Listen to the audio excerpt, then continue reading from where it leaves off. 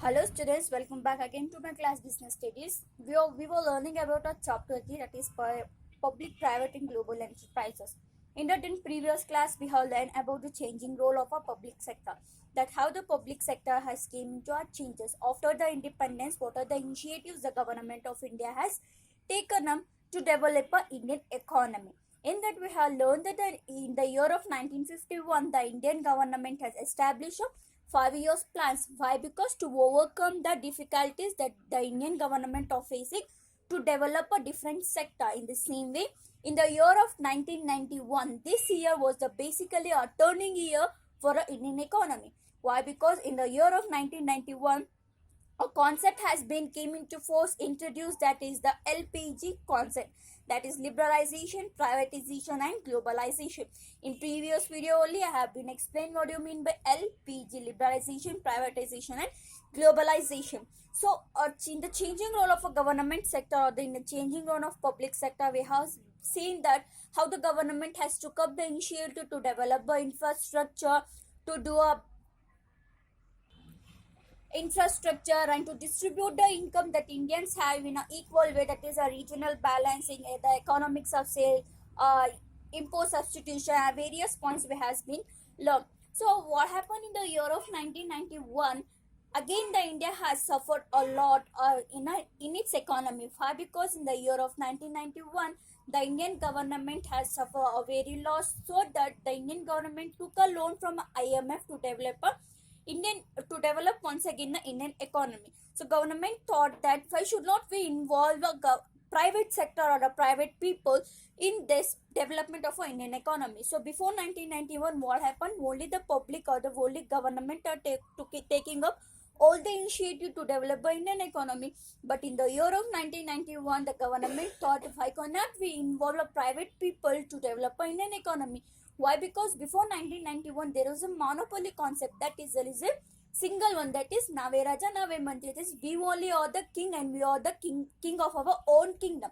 There is no competition, there is no other people to involve. So whatever we want, we were doing in the same way. So to do a competition, global competition, to convert the private, to do a privatization economy, the government of India has took and they have involved a 1991 policy. So let me know what are the government policy of a year of 1991. So 1991 ನಲ್ಲಿ ಏನೇನು policies implement ಆಯಿತು. So ಆ policies Indian economy ಮೇಲೆ ಯಾವ ಥರ impact ಆಯಿತು ಅಂತ. First one is reduction in the number of industry.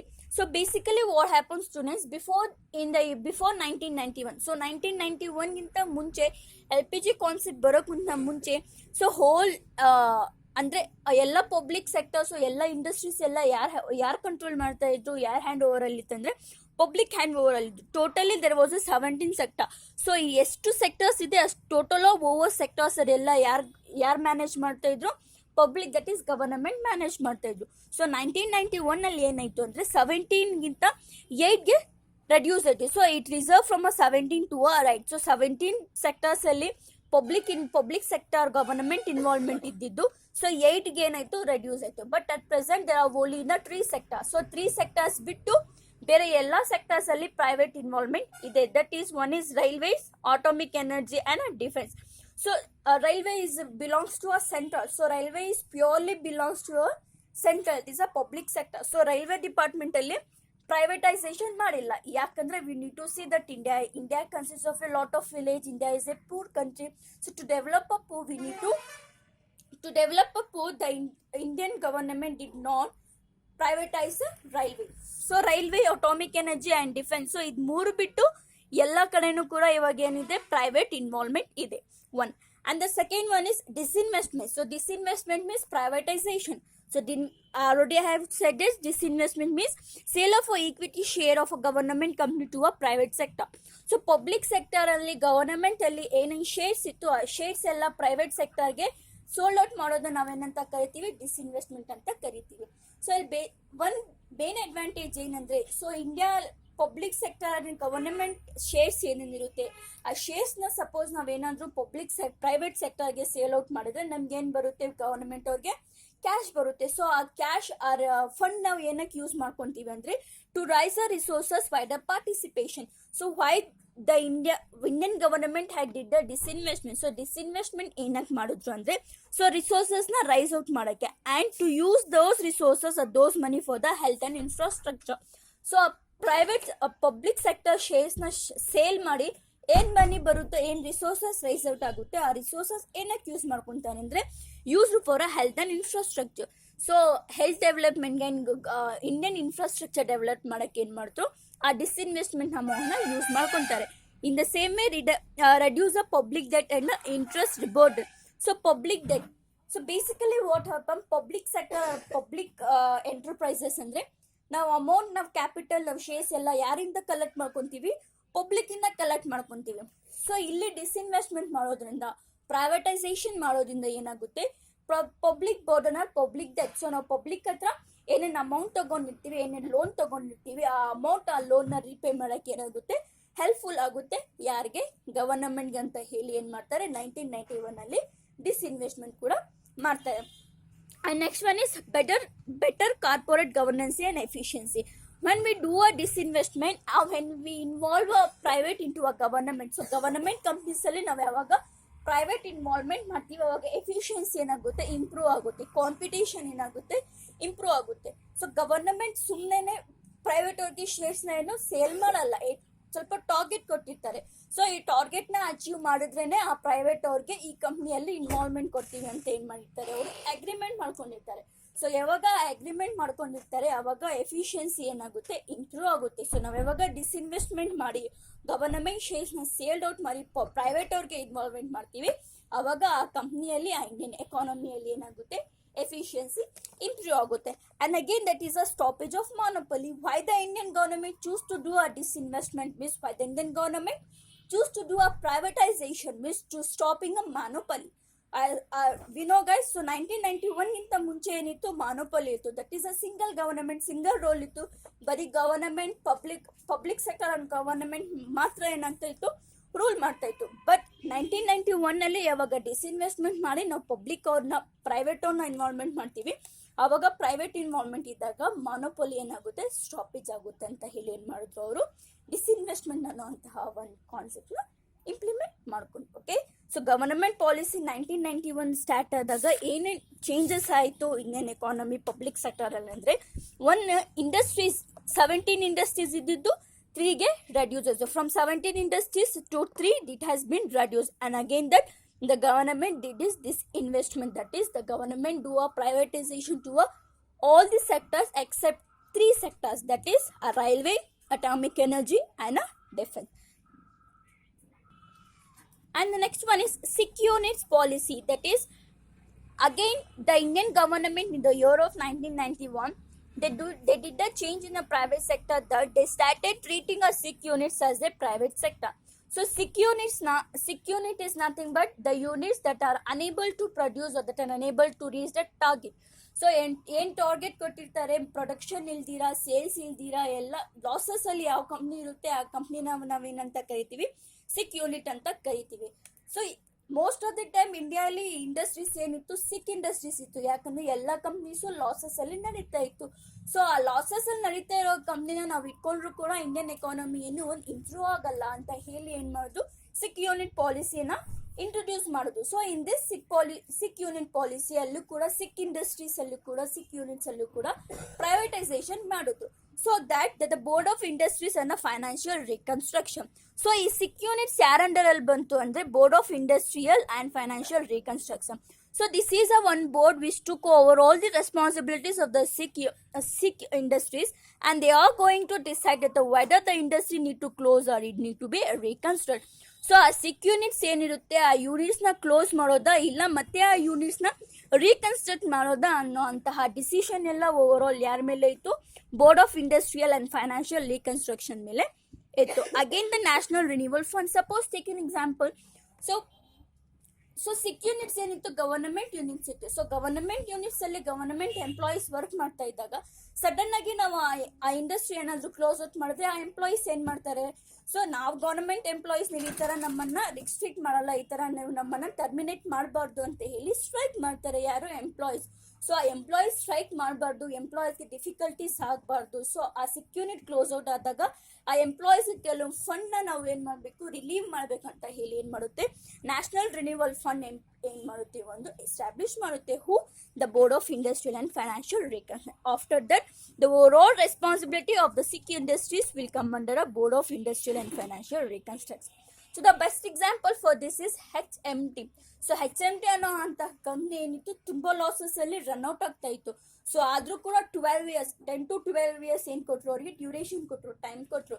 So ಆ ಸಿಕ್ ಯೂನಿಟ್ನ ಒಂದು ಟಾರ್ಗೆಟ್ ಕೊಟ್ಬಿಟ್ಟು, ನೀವು ಈ ಟಾರ್ಗೆಟ್ನ ರೀಚ್ ಮಾಡಿದ್ರೆ ಮತ್ತೆ ಆ ಕಂಪ್ನಿನ ರೀಕನ್ಸ್ಟ್ರಕ್ಟ್ ಮಾಡಬಹುದು ಅಂತ ಅವ್ರು ಟೈಮ್ ಕೊಟ್ಟರು. ಆದರೂ ಕೂಡ HMT ಆ ಟಾರ್ಗೆಟ್ನ ರೀಚ್ ಮಾಡೋಕ್ಕಾಗಿಲ್ಲ ಅಂತ ಹೇಳಿಬಿಟ್ಟು ಕ್ಲೋಸ್ ಡೌನ್ ಮಾಡಿತು. ಬಟ್ ಇವಾಗ at present the BSNL, so BSNL ಏನು ಆಟೋಮೊಬೈಲ್ ಕಂಪನಿ ಇದೆ, ಸೊ ಆ ಕಂಪ್ನಿ ಕೂಡ ಇವಾಗ ಸಿಕ್ ಯೂನಿಟ್ ಆಗಿದೆ. ಸೊ ಆ ಕಂಪ್ನಿಗೆ 3 years ಟೈಮ್, 3 years ಡ್ಯೂರೇಷನ್ ಕೊಟ್ಟಿದ್ದಾರೆ ಗವರ್ನಮೆಂಟ್ ಅವರು. ಸೊ ಆ 3 years ಡ್ಯೂರೇಷನಲ್ಲಿ ಅವ್ರು ಟಾರ್ಗೆಟ್ನ ರೀಚ್ ಮಾಡಿದ್ರೆ ಮತ್ತೆ ಆ ಇಂಡಸ್ಟ್ರಿ ರನ್ಔಟ್ ಮಾಡ್ಬೋದು, ಇಲ್ಲ ಅಂದರೆ ಆ ಇಂಡಸ್ಟ್ರಿ ಸಿಕ್ ಯೂನಿಟ್ ಅಂತ ಹೇಳಿಬಿಟ್ಟು ಕ್ಲೋಸ್ ಔಟ್ ಮಾಡ್ತಾರೆ. ಸೊ ಇಂಡಿಯಾಲಿ ಏನೇನು ಸಿಕ್ ಇಂಡಸ್ಟ್ರೀಸ್ ಇತ್ತು, ಆ ಸಿಕ್ ಇಂಡಸ್ಟ್ರೀಸ್ ಎಲ್ಲ ರೀಕನ್ಸ್ಟ್ರಕ್ಟ್ ಮಾಡಿ ಅದನ್ನು ಎಲ್ಲ ಕ್ಲೋಸ್ ಡೌನ್ ಮಾಡಿ ಏನು ಮಾಡಿದ್ರು, ಇಂಡಿಯನ್ ಎಕಾನಮಿ ಇಂಪ್ರೂವ್ ಆಯಿತು. And the next another one is the memorandum of understanding. So basically you have been remember in a chapter 2 we had learned the partnership deed. So chapter 2 alina partnership deed na learn ಮಾಡಿದ್ವಿ. So what do you mean by partnership deed? So it is an agreement between partners. So in partnership we have learned about the partnership deed. So partnership deed means it is an agreement between the partners and it contains all the rules and regulation about the partnership deed. So in the same way there is a one agreement that is a memorandum of understanding. So memorandum of understanding is nothing but it is an agreement between a government and a private sector. So government ಅವರು ಅವ್ರ ಶೇರ್ಸ್ನ sale out ಮಾಡಿದಾಗ ಹಂಗೆ sudden ಆಗಿ private sector ಅವ್ರಿಗೆ privatisation ಮಾಡೋಕ್ಕೆ chance ಕೊಡಲ್ಲ. So certain target ಕೊಟ್ಟಿರ್ತಾರೆ. So ಆ ಎಫಿಷಿಯನ್ಸಿ, ಆ ಟಾರ್ಗೆಟ್ ಯಾವಾಗ ಪ್ರೈವೇಟ್ ಸೆಕ್ಟರ್ ಅವ್ರು ರೀಚ್ ಮಾಡ್ತಾರೆ ಆವಾಗ ಆ ಪ್ರೈವೇಟ್ ಸೆಕ್ಟರ್ ಅವ್ರಿಗೆ ಆ ಬೇರೆ ಸೆಕ್ಟರಲ್ಲಿ ಇನ್ವಾಲ್ವ್ಮೆಂಟ್ ಮಾಡೋಕ್ಕೆ ಏನಾಗುತ್ತೆ, ಪಾಸಿಬಲ್ ಆಗುತ್ತೆ ಅಂತ ಹೇಳ್ಬಿಟ್ಟು ಒಂದು ಅಗ್ರಿಮೆಂಟ್ ಮಾಡ್ತಾರೆ. So memorandum of agreement it is the improvement there MOU. So memorandum of understanding. So the develop understanding between a public sector as well as a private sector. And why the understanding has developed means to do a greater autonomous and accountability.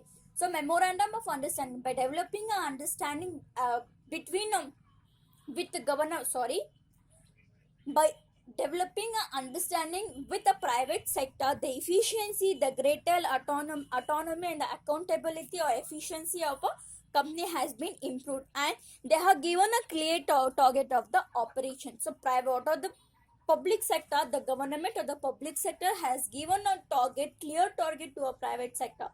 If the private sector people achieve the target, then only the private sector people will be considered as a privatized people into a government company. So ಯಾವಾಗ target ಕೊಟ್ಟಿರ್ತಾರೆ ಆ ಟಾರ್ಗೆಟ್ನ ಯಾವಾಗ reach ಮಾಡ್ತಾರೆ, so ಆವಾಗ ಆ company ಏನು ಮಾಡುತ್ತೆ, private sector ಅವರು ಗವರ್ನಮೆಂಟ್ ಕಂಪ್ನಿಯಲ್ಲಿ ಇನ್ವಾಲ್ವ್ಮೆಂಟ್ ಮಾಡೋಕ್ಕೆ ಚಾನ್ಸಸ್ ಇರುತ್ತೆ. So 1990 government policy of 1991 public ಸೆಕ್ಟರಲ್ಲಿ ಏನೇನು ಚೇಂಜಸ್ ಆಯ್ತಂದರೆ, ಒಂದು ಬಂದ್ಬಿಟ್ಟು reduction on number of industry. So first what happen before 1991 the involvement of a government in a total 17 sectors. So 17 ಸೆಕ್ಟರಲ್ಲಿ involvement ಇತ್ತು. ಸೊ 17 ಸೆಕ್ಟರ್ಸಿಂದ 8 ಗ್ರೇಡ್ಯೂಸ್ ಆಯಿತು. ಇವಾಗ ಅಟ್ ಪ್ರೆಸೆಂಟ್ ಬರೀ 3 ಸೆಕ್ಟರ್ಸಲ್ಲಿ ಮಾತ್ರ ಗವರ್ನಮೆಂಟ್ ಇನ್ವಾಲ್ವ್ಮೆಂಟ್ ಇದೆ. So apart from 3 sectors all the sectors are managed by a private people. So another changes what happened in a private sector by a government policy of 1991 means that is disinvestment. So the government started to selling the shares to a private sector so that to improve the efficiency of a Indian economy. And another changes what happened from the government policy of 1991 is the sick units are come to close and they have started a reconstruction under the Board of Industrial and Finance Reconstruction. So Board of Industrial and Financial Reconstruction under ಅಲ್ಲಿ ಸಿಕ್ units ಏನೇನಿತ್ತು ಆ units close down ಆಯಿತು. ಅದೇ ರೀತಿಯಲ್ಲಿ reconstruction ಕೂಡ ಮಾಡೋಕ್ಕೆ improve ಆಯಿತು. So ಯಾವಾಗ ಸಿಕ್ units close down ಆಗಿ ಇಲ್ಲ ರೀಕನ್ಸ್ಟ್ರಕ್ಷನ್ ಆಗಿ ಎಫಿಷಿಯನ್ಸಿ ಟಾರ್ಗೆಟ್ನ ರೀಚ್ ಯಾವಾಗ ಮಾಡುತ್ತೆ ಅವಾಗ ಅಗೇನ್ ಇಂಡಿಯನ್ ಎಕಾನಮಿ ಏನಾಗುತ್ತೆ, ಇಂಪ್ರೂವ್ ಆಗುತ್ತೆ. So and the last point is that is a memorandum of understanding. So 1991ಗಿಂತ ಮುಂಚೆ ಏನಿತ್ತು, ಪ್ರೈವೇಟ್ ಆ್ಯಂಡ್ ಗವರ್ನಮೆಂಟ್ ಮಧ್ಯದಲ್ಲಿ ಒಂದು ಅಂಡರ್ಸ್ಟ್ಯಾಂಡಿಂಗ್ ಇರಲಿಲ್ಲ. ಸೊ ಇಂಡಿಯನ್ ಎಕಾನಮಿ ಡೆವಲಪ್ ಮಾಡಬೇಕಂದ್ರೆ ಟೋಟಲ್ ಆಗಿ ಪ್ರೈವೇಟ್ ಸೆಕ್ಟರ್ ಗವರ್ನಮೆಂಟ್ ಮೇಲೇ ಇತ್ತು. ಗೌರ್ಮೆಂಟ್ ಶೋಲ್ಡರ್ಸ್ ಮೇಲೇನೆ ಇತ್ತು. ಬಟ್ ಯಾವಾಗ 1991 ಪಾಲಿಸಿಯಲ್ಲಿ ಪ್ರೈವೇಟೈಸೇಷನ್ ಮಾಡಿದ್ರು ಗವರ್ನಮೆಂಟ್, ಯಾವಾಗ ಪ್ರೈವೇಟ್ ಇನ್ವಾಲ್ವ್ ಆಯಿತು ಗವರ್ನಮೆಂಟ್ ವರ್ಕೌಟ್ ಮಾಡೋದ್ರಲ್ಲಿ, ಇಂಡಿಯನ್ ಎಕಾನಮಿ ಇಂಪ್ರೂವ್ ಮಾಡೋದ್ರಲ್ಲಿ, ಅವಾಗ ಒಂದು ಮೆಮೊರಾಂಡಮ್ ಆಫ್ ಅಂಡರ್ಸ್ಟ್ಯಾಂಡಿಂಗ್ ಏನಿತ್ತು ಡೆವಲಪ್ ಆಯಿತು. 1991 ಪಾಲಿಸಿಯಲ್ಲಿ ಏನಿತ್ತು ಪಬ್ಲಿಕ್ ಸೆಕ್ಟರಲ್ಲಿ ಗವರ್ನಮೆಂಟ್ ಆ್ಯಂಡ್ ಪ್ರೈವೇಟ್ ಮಧ್ಯದಲ್ಲಿ ಒಂದು ಅಂಡರ್ಸ್ಟ್ಯಾಂಡಿಂಗ್ ಏನಾಯಿತು ಡೆವಲಪ್ ಆಯಿತು. Okay, so this are the changes are come in to force after the government policy of 1991. I hope students you get today's class. So if you have any doubts regarding this, you can ask me. Till that, watch my video, make your own running rules. I hope you are doing well. Thank you.